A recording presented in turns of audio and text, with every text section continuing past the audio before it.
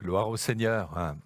Voilà, bienvenue tous ceux qui peuvent nous suivre. Que vraiment le Seigneur vous bénisse encore en ces instants à l'écoute de la parole de Dieu. Et j'aimerais lire un passage tiré du sermon sur la montagne que Jésus a donné et que l'on trouve dans l'Évangile selon Matthieu au chapitre 7 et au verset 13. Jésus dit « Entrez par la porte étroite, car large est la porte, spacieux est le chemin qui mène à la perdition. Il y en a beaucoup qui entrent par là.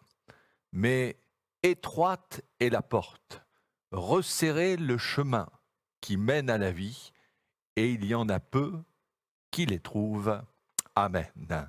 Au travers de cette image, un chemin resserré et un chemin spacieux, Seigneur Jésus nous rappelle que tout être humain est appelé à faire des choix dans sa vie. Et s'il y a des décisions dans la vie qui sont de moindre importance, qui auront peu de conséquences, il y en a par contre qui sont essentielles parce qu'elles peuvent déterminer notre orientation, que ce soit professionnelle, familiale, d'où la nécessité de ne pas prendre ces décisions à la légère. Mais il y a en tout cas un choix primordial qui est sans aucun doute le plus important que tout être humain est appelé à prendre parce qu'il va déterminer notre place dans l'éternité. C'est celui que Dieu nous invite à faire à l'égard de son Fils Jésus-Christ, qui est la seule porte par laquelle nous pouvons être sauvés. Jésus le dit, « Je suis la porte, si quelqu'un entre par moi, il sera sauvé. » Il est également le seul chemin qui mène au ciel et à Dieu lui-même. Il n'y en a pas d'autre.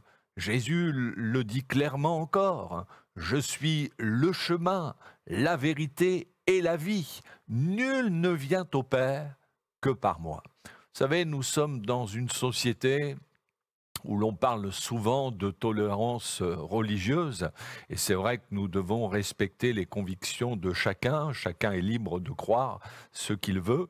Seulement, la tolérance ne peut pas se faire au détriment de la vérité. Et quand il s'agit du salut, on se rend compte que la Bible fait preuve d'intolérance.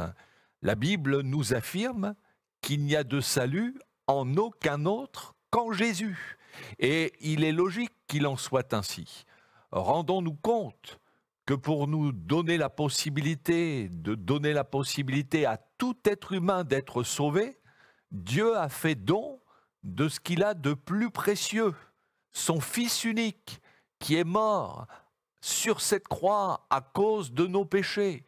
Mais s'il y avait un autre moyen de salut, si nous pouvions être sauvés par n'importe quelle religion ou n'importe quelle philosophie de ce monde, mais ça signifierait que Dieu a donné son Fils unique pour rien, ce qui serait totalement absurde. Voilà pourquoi la Bible fait preuve d'intolérance dans le domaine du salut. En dehors de Jésus, il n'y a aucun moyen d'être sauvé. Certains disent, peu importe en quoi on croit, peu importe sa croyance, pourvu qu'on soit sincère. C'est l'essentiel. Mais c'est vrai que c'est important d'être sincère, vrai dans sa démarche vis-à-vis de Dieu. Mais on peut être sincère et néanmoins être dans l'erreur. Ce n'est pas uniquement la sincérité qui peut nous sauver, mais avant tout la foi en Jésus-Christ. Comme le dit la Bible, crois au Seigneur Jésus et tu seras sauvé. Et croire au Seigneur Jésus, c'est pas simplement reconnaître son existence, mais c'est croire ce qu'il a fait pour nous, en mourant pour nous sur la croix, en prenant nos péchés. Et la parole de Dieu ne nous dit pas non plus que toutes les religions sont bonnes pour s'approcher de Dieu. Elle ne nous dit pas que pour être entendu de Dieu, il faut passer par Marie ou par un ange ou par je ne sais quel saint ou prophète. Mais elle nous dit, on trouve ces paroles dans la première épître de Paul à Timothée au chapitre 2, verset 5, « Car il y a un seul Dieu, ça c'est une certitude, et aussi un seul médiateur, un seul intermédiaire entre Dieu et les hommes. Et ce médiateur, c'est Jésus-Christ, homme, qui s'est livré pour nous en rançon. » On peut donc être un honnête homme, une honnête femme, avoir une bonne morale, une bonne éducation, être très serviable, accomplir des œuvres de bienfaisance, venir à des réunions, écouter l'Évangile, suivre même des vidéos comme celle-ci sur Internet. Mais tant qu'on n'a pas décidé dans un acte de foi et de repentance d'emprunter ce chemin qu'est Jésus, on demeure sur le chemin qui mène à la perdition éternelle. Et dans ce domaine, la Bible ne laisse aucune ambiguïté. En dehors de Jésus, je le répète, il n'y a pas de salut. Et il est clair également que dans le domaine du salut, personne ne peut prendre une position intermédiaire. On ne peut pas être en même temps sur le chemin resserré et sur celui qui est spacieux. C'est impossible. Jésus ne laisse qu'une seule alternative pour que justement les êtres humains ne se fassent pas d'illusions, mais qu'ils sachent réellement le chemin sur lequel ils sont engagés, sur celui qui mène à la vie ou sur celui qui mène à la perdition éternelle. Et ces paroles que nous venons de lire se situent vers la fin du sermon que Jésus a prononcé donc sur une montagne, et il ne voulait pas que ses auditeurs se contentent simplement d'apprécier son sermon, mais il désirait qu'ils puissent en tenir compte et se positionner d'une manière concrète en faveur de sa parole. C'est comme si le Seigneur disait « Tu as entendu ma parole, maintenant, que vas-tu en faire ? En tiendras-tu compte? Emprunteras-tu le chemin spacieux ou le chemin resserré? C'est à toi de choisir maintenant. Avec les choses de Dieu, il ne peut pas y avoir de demi-mesure. On ne peut pas faire les choses à moitié. On ne peut pas être à demi sauvé ou à demi pardonné. Ou nous sommes sauvés, ou nous sommes perdus. Et c'est important de faire le bon choix et de se positionner clairement pour Jésus. Suivre Jésus, c'est vraiment la plus belle des décisions que nous pouvons prendre. Et ce n'est pas seulement une fois dans notre vie que Jésus nous invite à faire ce choix à son égard, mais en réalité, c'est quotidiennement que nous devons renouveler ce choix. Chaque jour, sommes appelés à faire le choix d'aimer Jésus, de lui faire confiance. C'est quotidiennement qu'il faut faire le choix de le suivre sur le chemin resserré de l'obéissance à sa parole. C'est vrai que le chemin qui mène à la perdition semble plus facile à emprunter, puisqu'il est spacieux, nous dit Jésus, et il y en a beaucoup qui l'empruntent. C'est en quelque sorte une véritable autoroute à 4 voies. Il faut reconnaître que notre monde nous propose d'entrer par une porte qui est large, d'emprunter un chemin qui est facile d'accès, puisqu'il est spacieux. Et puis on est sûr de ne pas être seul, puisque Jésus nous dit qu'il y en a beaucoup qui entrent par là. Et c'est ça qui est trompeur, qui fait que ce chemin spacieux nous place du côté de la majorité, du plus grand nombre.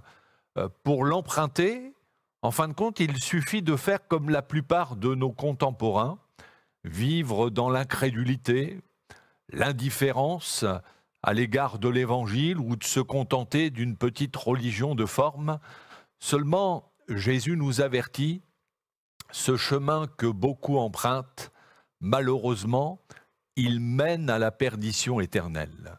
Jésus nous montre que d'être du côté du plus grand nombre ne veut pas dire forcément qu'on est du côté de la vérité.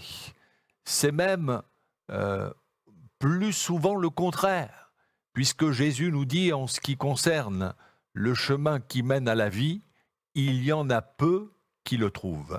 Non pas qu'il soit difficile à trouver, mais en réalité, il y en a peu qui le cherchent vraiment, qui se soucient du salut de leur âme, de connaître la vérité. Le chemin que Jésus nous invite à suivre nous amène à marcher à contresens de ce monde. Et c'est vrai qu'il faut du courage pour suivre Jésus. Il faut du courage pour prendre position pour lui dans un monde aussi incrédule que le nôtre.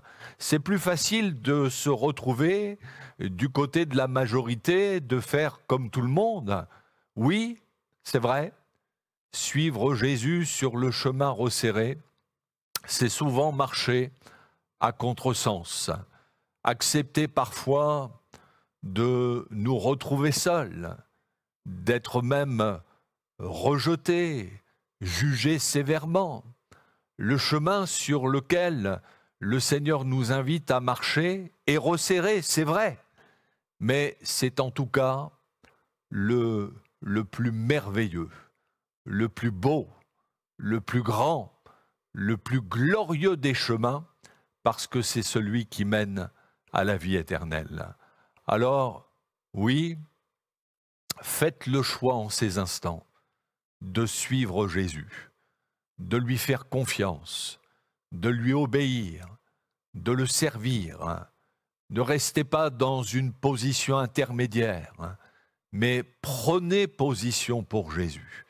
Quand bien même vous vous retrouveriez seul à faire ce choix-là, eh bien néanmoins, faites le choix de la foi. Ce ne sont pas les autres qui peuvent vous sauver, mais c'est Jésus, c'est lui qui a donné sa vie sur la croix. C'est lui qui s'est chargé de vos péchés, c'est lui seul qui peut vous offrir la vie éternelle. Oui, ça vaut la peine de suivre Jésus, car même si ce chemin est resserré, il n'en reste pas moins que suivre Jésus, c'est la plus belle des vies que nous pouvons vivre, non seulement ici-bas, mais pour l'éternité. Que Dieu vous bénisse. On va se recueillir et prier le Seigneur.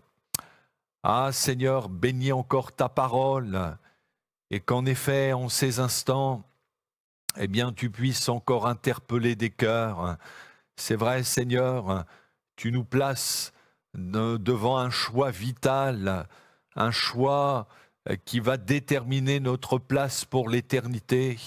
Et je te prie pour que tous ceux et toutes celles qui vont entendre ce message, eh bien, puissent se positionner pour toi, puissent choisir cette porte, toi, Jésus, qui est la porte qui mène à la vie éternelle, qu'ils puissent emprunter ce chemin de l'obéissance à ta parole.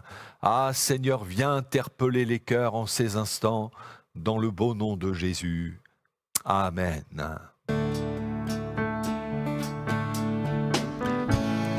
Béni soit ton nom, là où tu donnes l'abondance et déverses ta bienveillance. Béni soit ton nom. Béni soit ton nom, quand ma vie traverse un désert, quand je marche en terre inconnue. Béni soit ton nom. Tes bienfaits vont naître en moi des chants de louange, et même au cœur de la nuit, Seigneur, je redirai, béni soit le nom du Seigneur, béni soit ton nom. Béni soit le nom du Seigneur, béni soit ton nom glorieux.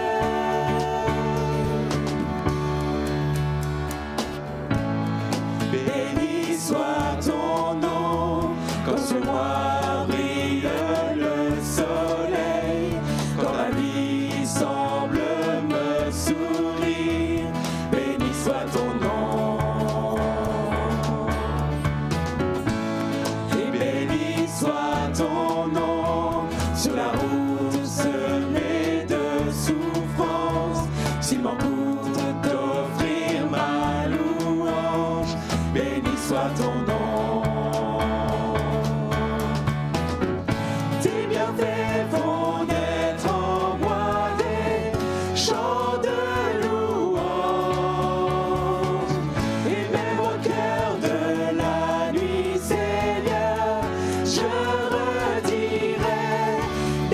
soit le nom du Seigneur, béni soit ton nom, béni soit le nom du Seigneur, béni soit ton nom glorieux, béni soit le nom du Seigneur, béni soit ton nom, béni soit le nom du Seigneur, béni soit ton nom glorieux. Tu donnes et tu reprends, tu donnes et tu reprends, mon cœur choisit de dire, oh béni soit ton nom. Tu donnes et tu reprends, tu donnes